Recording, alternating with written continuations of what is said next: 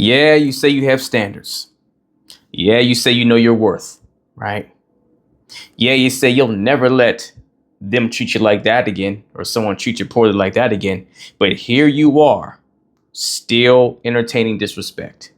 Here you are, still being dismissed, not being heard, still trying to prove your worth. All the things. And why? Because your standards are only as real as the identity you build around them. And truth told, deep down, what it's saying to you is you don't actually believe in those standards yet. Now, let's be clear here. The reason why I know you don't is because your results and your actions and what you tolerate say everything about what you truly believe, even if it's a subconscious belief, not a conscious one, because your standards equals identity. People separate the two, or they try. And they say, well, here's the standards I have, with the person that I am. No, no, no. Standards are required.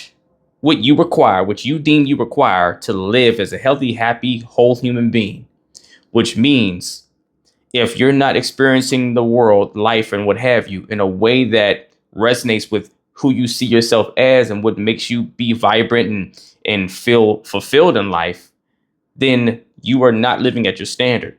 Whenever you set what those standards are and you say, hey, this is what's required for me to be happy, if it's anything but that, then now you start experiencing life in a poor way, right? In a more emotionally draining way, mentally wear and tear, or physically, you're not doing as well because you're living below what you identify with. See, standards are not words, they're behavior. Right? We use our words to articulate what our standards are, but the standards have nothing to do about the verbalization. It's about the actions around them. So your standards aren't about what you say you want. They're about what you will not accept or what you do accept that aligns with you. And notice when I just said that about what you do accept. So obviously you accept, I don't know, a lot of money into your life or something, or a good job, or great friends, family, a great partner. You accept that, right? Because that fits your standard. But it also says it fits your standard when you continue to accept toxicity or someone that, treats you poorly and so forth.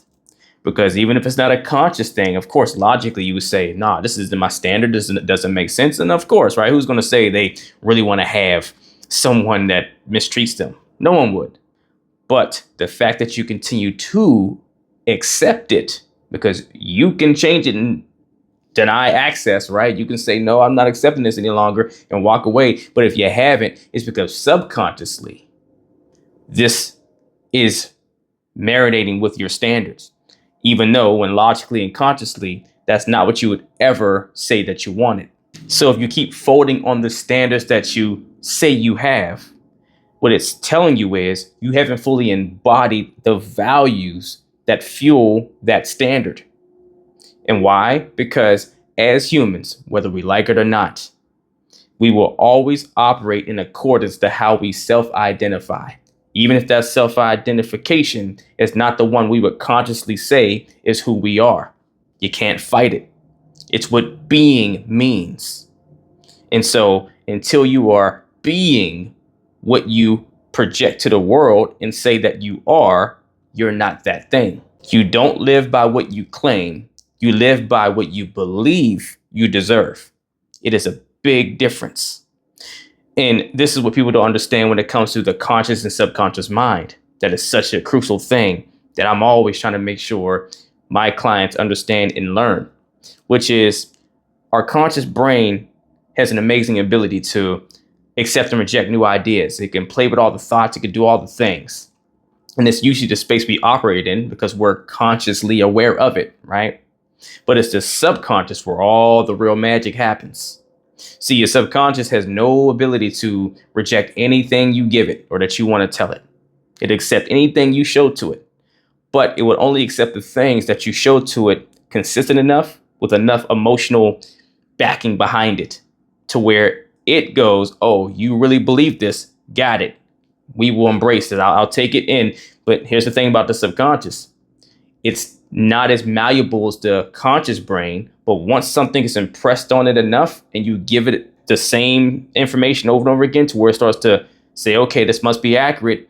I'll keep it now. I'll believe it. Then now it fuses with your nervous system because your subconscious controls your actions. Because once you get emotionally invested with something and it becomes a belief, now that belief spreads through your body from your head to your toes to your fingertips. And anytime you have an impulse of an emotional response for whatever the situation is, your body moves in action, right? That's what we call a reaction.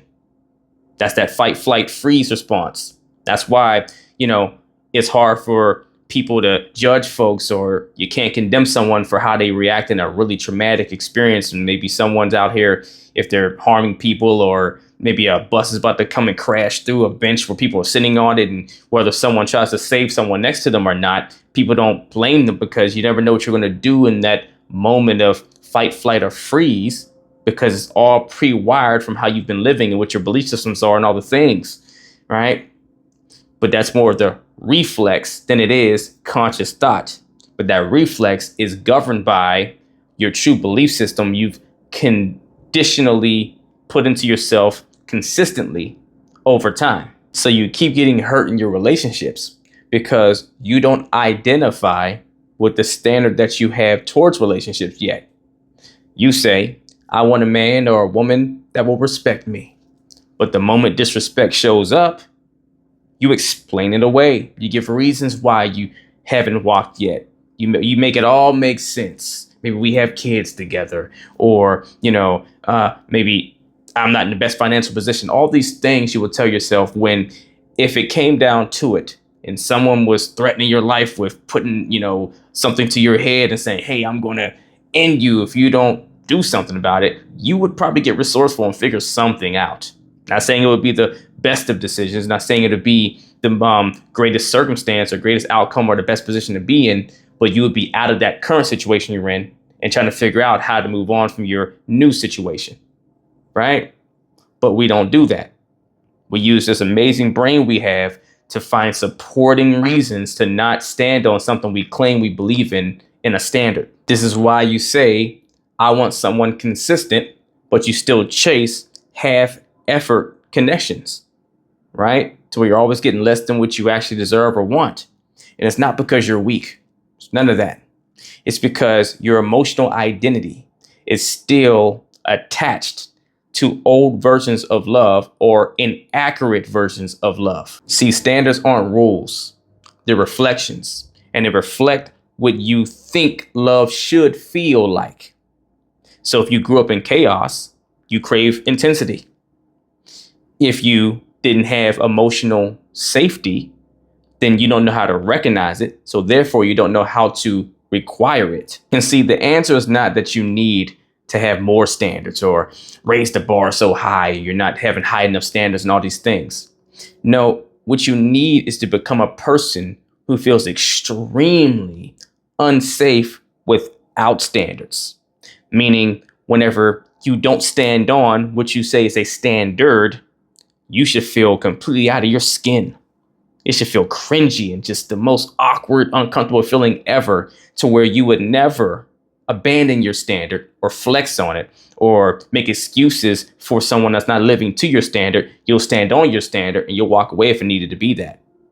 But that also will help you propel yourself more so towards the people that do fit your standard. You'll identify them better because you eat, sleep, and breathe your standards, and they are a non-negotiable requirement for you. So therefore, your brain gets a lot better at looking for people and things that align with your standard better because it's a must for you. It's non-negotiable. It's your identity. A standard is only a standard if it gets applied in real time, not just in theory. So if it's easy to violate you and you stay, then it's not a standard, it's a wish. And you will never have healthy relationships until your identity matches your expectations.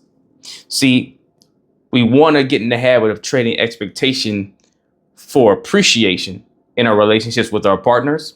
But in the selection process, in the foundation building of the relationship to you and someone else, you do have to come in with expectations of how they must show up to match you, to be a good fit for your life, right? The base requirements, must haves, non negotiables.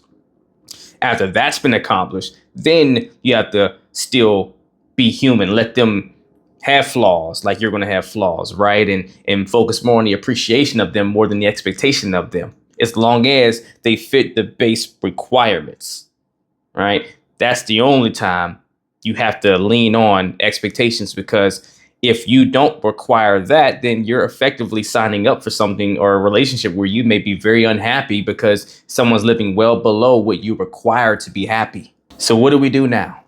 Where do we go from here if you're in this position? Well, simply put, we rebuild from the inside out. And that begins by being brutally honest with yourself. No coddling, no sugarcoating, rip the Band-Aid off, dig in. And you got to ask yourself, what am I still tolerating that doesn't align with what I say I want? Be honest with yourself, because it's going to help you find where your weak points are, your blind spots, the pain point, maybe the void or the wound that's still inside of you that needs to be addressed. And until you're willing to be honest with that, and you keep wanting to look the other direction and not face it because maybe it's painful, maybe it's awkward, uncomfortable, or whatever, and you want to keep just focusing on your desire and what you want, what you would like to have, and the fact that you're still not being respected and all the things, but you're not willing to look at yourself in the mirror and say, well, what am I still tolerating that is allowing this to be that doesn't align with what I say I want? You're going to be stuck. So you got to be honest with yourself first. Next, ask yourself, what type of person do I need to become to uphold these standards? So who do I need to become to make sure that the experience I'm getting in a relationship matches what I say I want? What does that need to look like? Who do I need to be? What do I need to start working on? What needs to change? Right? Just to make sure we're on the same page for anyone watching this.